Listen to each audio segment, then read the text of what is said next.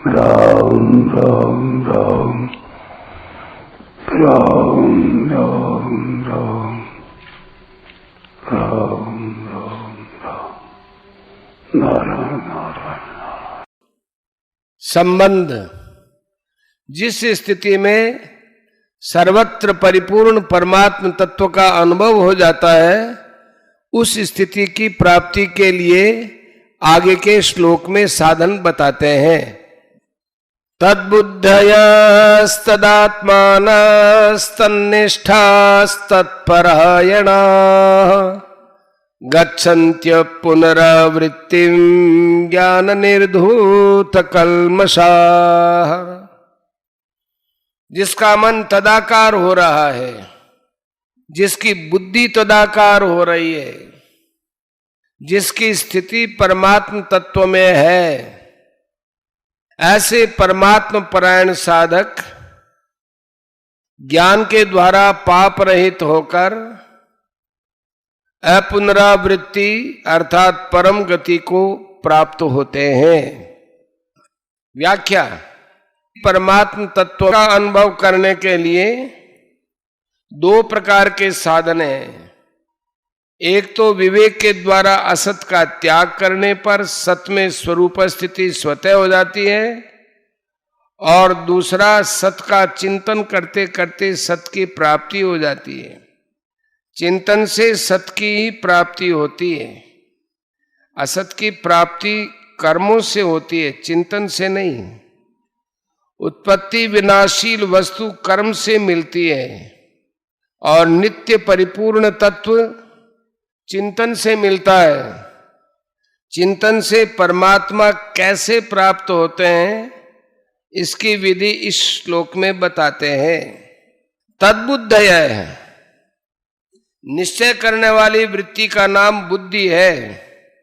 साधक पहले बुद्धि से यह निश्चय करे कि सर्वत्र एक परमात्म तत्व ही परिपूर्ण है। संसार के उत्पन्न होने से पहले भी परमात्मा थे, और संसार के नष्ट होने के बाद भी परमात्मा रहेंगे। बीच में भी संसार का जो प्रवाह चल रहा है, उसमें भी परमात्मा वैसे के वैसे ही हैं।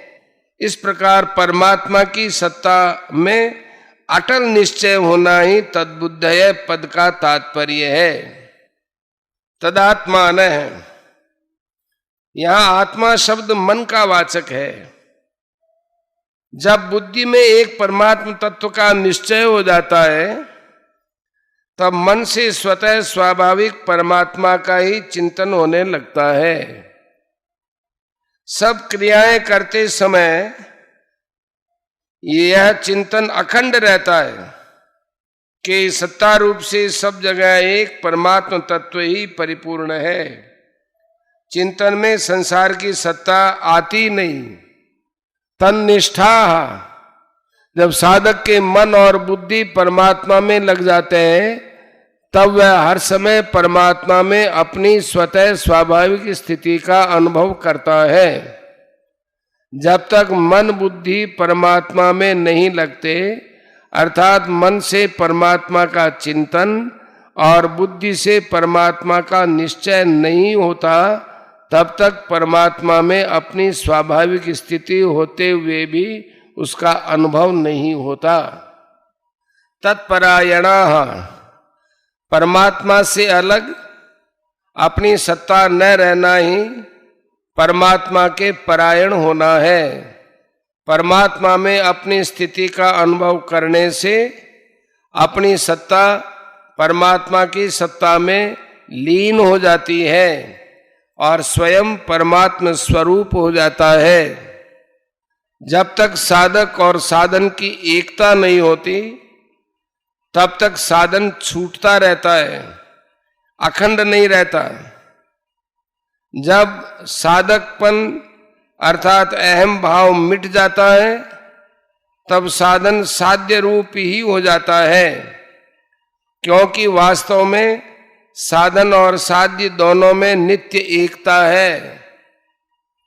ज्ञान निर्धूत कल्मषाः, ज्ञान अर्थात सत असत के विवेक की वास्तविक जागृति होने पर असत की सर्वथा निवृत्ति हो जाती है।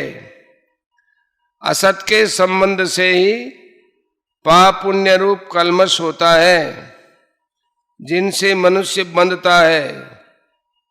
असत से सर्वथा संबंध विच्छेद होने पर पाप पुण्य मिट जाते हैं। गच्छन्त्य पुनरावृत्तिम, असत का संग ही पुनरावृत्ति का कारण है। कारणम गुण संगोस्य सदसद योनि जन्मसु, असत का संग सर्वथा मिटने पर पुनरावृत्ति का प्रश्न ही पैदा नहीं होता। जो वस्तु एक देशी होती है उसी का आना जाना होता है। जो वस्तु सर्वत्र परिपूर्ण है वह कहां से आए और कहां जाए। परमात्मा संपूर्ण देश काल वस्तु परिस्थिति आदि में एक रस परिपूर्ण रहते हैं, उनका कहीं आना जाना नहीं होता। इसलिए जो महापुरुष परमात्मा स्वरूप ही हो जाते हैं उनका भी कहीं आना जाना नहीं होता। श्रुति कहती है न तस्य प्राणा उत्क्रामंती ब्रह्मैव सन् ब्रह्माप्येति, अर्थात उसके प्राणों का उत्क्रमण नहीं होता, वह ब्रह्म ही होकर ब्रह्म को प्राप्त होता है। उसके कहलाने वाले शरीर को लेकर ही यह कहा जाता है कि उसका पुनर्जन्म नहीं होता।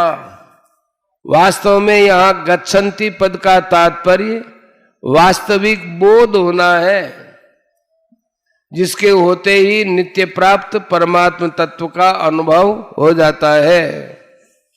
परिशिष्ट भाव, अस्वाभाविकता में स्वाभाविकता की भावना मिटने पर एक परमात्मा के सिवाय अन्य किसी की स्वतंत्र सत्ता नहीं रहती और साधक परमात्म स्वरूप ही हो जाता है, जो कि वास्तव में स्वतः सिद्ध है। अतः उसके पुनः संसार बंधन में आने का प्रश्न ही पैदा नहीं होता। सर्गे पिनोपजायन्ते प्रलये न व्यथन्ति च।